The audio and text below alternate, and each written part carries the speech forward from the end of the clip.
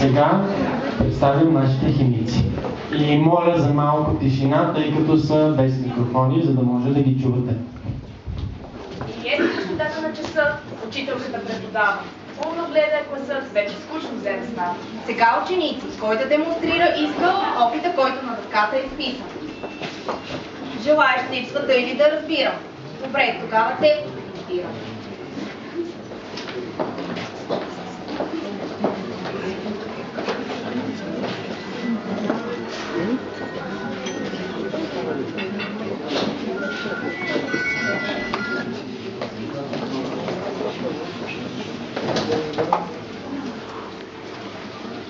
Най-сетне, отново съм свободна. Измъкнах се от колбата на щолна.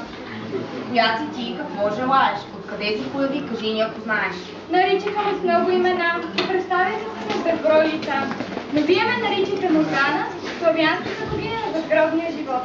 С години наблюдавах всеки ваш час и даже ме боли за вас. Някакво химици сте известни, станахме свидетели на уроците ви тъй безинтересни. И позволете да се отплатя, че ме пуснахте на свобода, като ви представи четирима интересни господа. Няма да правиш нищо, това е моят час. Как ме е тази смъртна на мен да повишава глас? И все пак, нека учениците решат. Искат ли да се позабавляват и часа да променят? Разбира се, кой не обича да се весели. Спираме духа, часа да променят. Не дух, богиня! Но що ми искате призраци, няма проблем. Веднага ще ги призовем. Имам честа да ви представя един химик с множество идеали. Знаете ли, кой открива абсолютната температура на кипеене? Той е бил член на Лондонското кралско дружество, академик на науките в Рим, Париж и Берлин. Установил е общото уравнение за състоянието на газовете и е коригирал уравнението на Бойл-Вальот при прилагането му към реалните газове.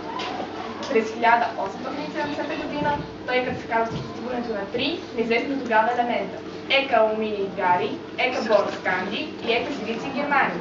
Той е руски учен, енциклопедист, химик, физик, икономист, геолог, технолог, метеоролог, педагог и въздухоплавател. Дами и господа, Димитрий Менделеев.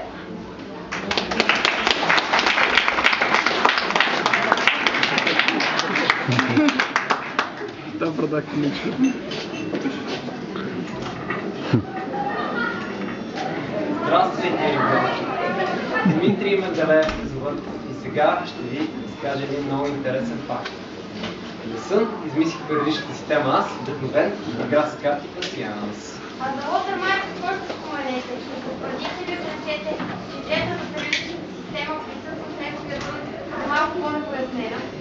Нима самията се вие, че велик професор като мен ще плагиатства и ще крие подобна тайна ден след ден. И си изходни се прокрадат в изобретателските умове. Понякога дори еднакви раждат се и по едно и също време.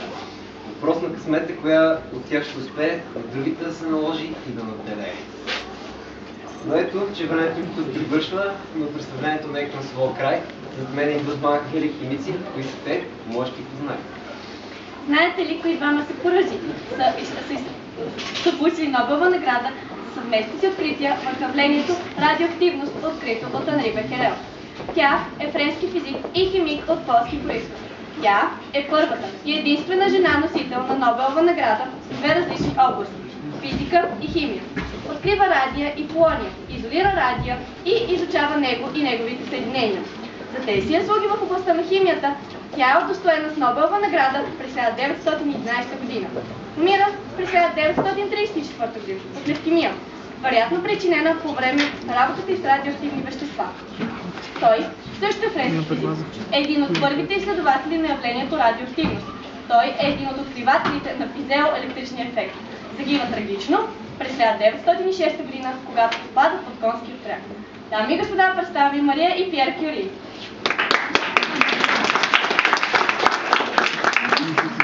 Здравейте, ние сме семейство Кюри. Открихме елементите радий и полоний. Сега ще ви разкажем как се случи с това с нас. Анри Бекерел, умислен се стоеше, с плака в ръка и очудено шептеше. Как така получило се бе това, като няма нито слънце, нито светлина? Кой може отговор да ми даде, че любопитство изгаря моето сърце? Мария и Пиер Кюри те са умни и изобретателни дори. Нека ви разкажем и нещо за нас. Знаете ли защо сте пред вас? С болната бях аз преподавател. Там срещах аз своята любима. За нея стана тая умелия ласкател. Не съществуваше за мен друга.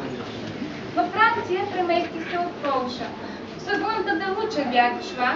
2 Нобелови награди получих, тъй като във физиката и химията получих. Ние химиците сме известни с това, че можем да получим видно от вода. Сега ще демонстрирам това.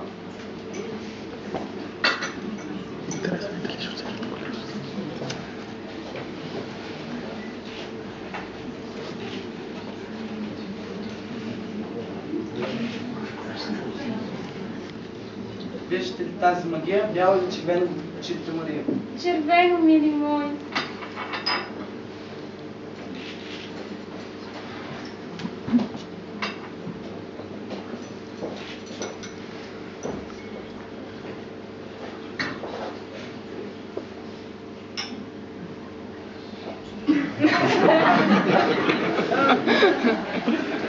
Време е да си вървим, но урокът продължава. Повече не можем да спим, но друг на нашия място ще ви забавлява.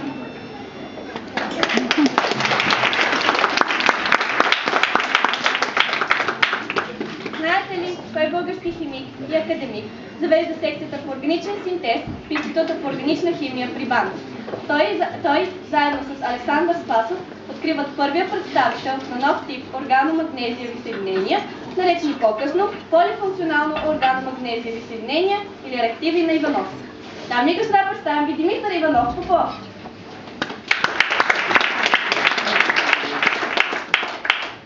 Здравейте, името ми е Димитър Иванов Попов. Аз професор съм суров. Органомагнезиевите съединения са моята страст, откакто учих аз за клас. Химията изучавах аз в Лион, получих множество стипендии, може би милион. Гриановите частици аз разгадах, че са симетрични, прозрях. С български химици имахме няколко проблема. Производството бе свързана нашата дилема. Как точно и от какво да получим розово масло? Алдехиди и свободни алкохоли. Това съдържа то. Но сега, преди да си отида, ще ви покажа как злато ще направя от чиста вода.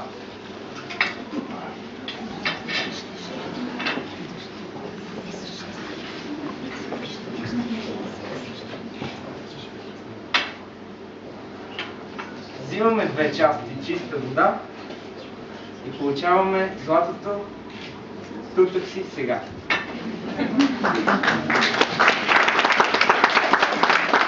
Вие в случая получавате ли злато и така? До сега.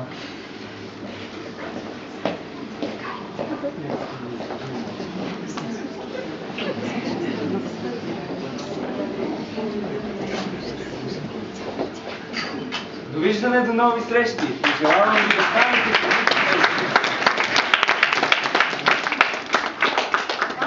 този час на химиците от 10-ти клас.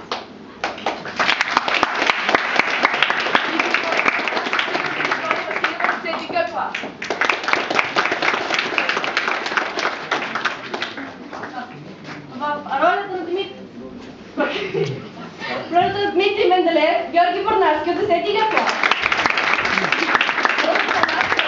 Ученици Марио Зашев и Мария Младенова от 10-ти клас. Мария и Пиер Кюри, невероятните Николай Адамов и Даяна Драгомирова също от 10-ти клас. Димитър Иванов Попов, Борис Еначко от 10-ти клас. И ролята на страшната Моргана Димитрина Подева от 10-ти клас.